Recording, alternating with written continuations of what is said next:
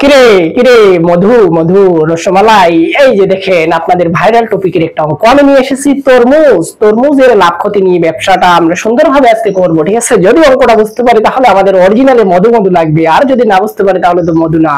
আমরা বেসিক বুঝে অঙ্কটা আজকে ভালোভাবে সমাধান করব। দেখেন, একটি তরমুজ 324 টাকায় বিক্রি করলে 10% ক্ষতি হয়, কত টাকায় বিক্রি করলে 20% লাভ হবে?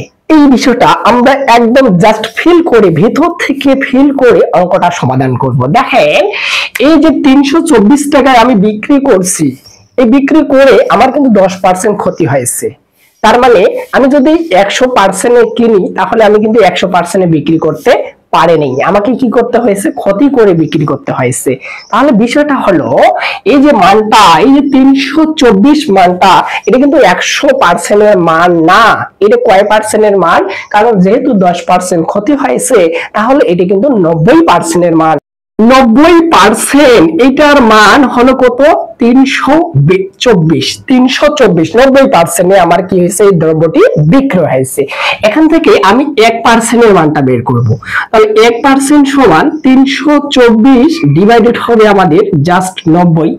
আমাকে 20% লাভ করতে হবে। আমার ক্রয় যদি 100% হয়, 20% লাভ করতে হবে। তার মানে কি বোঝাচ্ছে? তার মানে বোঝাচ্ছে আমাকে 120% বিক্রি করতে হবে। আমি যদি 100 টাকায় কিনি, আমাকে 120 টাকায় বিক্রি করতে হবে। তাহলে এই যে 20% লাভ করতে চাইলে আমরা সুন্দর করে 120% মানটা বের করব, এটাই হবে তার বিক্রয় মূল্য। তাহলে এখানে পাবো 324 গুণন 120 ডিভাইডেড দেব আমরা জাস্ট 90। এরপর যে আমরা কাটাকাটি করে নিই, ঠিক আছে? এটাকে এটা দ্বারা কাটলাম, 0 0 কাটা গেছে। আবার এটাকে 3 দ্বারা কাটলে হবে আমাদের 4, এটাকে 3 দ্বারা কাটলে পাবো 3 3 কে 9।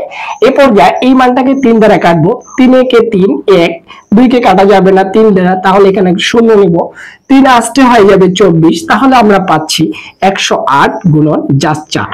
তাহলে 4 এর সাথে 1 গুণ করলে 4, 4 আসতে 32। তার মানে 432 টাকা দিয়ে আমি তরমুজটা বিক্রি করলে আমার 20% লাভ হবে। আসলে ব্যবসা ধরতে হবে তরমুজের, তাহলে অনেক লাভ ক্ষতি আমরা আরো বুঝতে পারবো। এই যে অ্যান্সার আমরা পেয়ে গেছি। যাই হোক, ভিডিওটি কেমন লাগলো? যদি ভালো লাগে থাকে অবশ্যই শেয়ার দিয়ে আমার এই পেজের সাথে যুক্ত থাকবেন। ইনশাআল্লাহ ভালো ভালো ভিডিও আপনারা আমার এই পেজ থেকে পেয়ে যাবেন।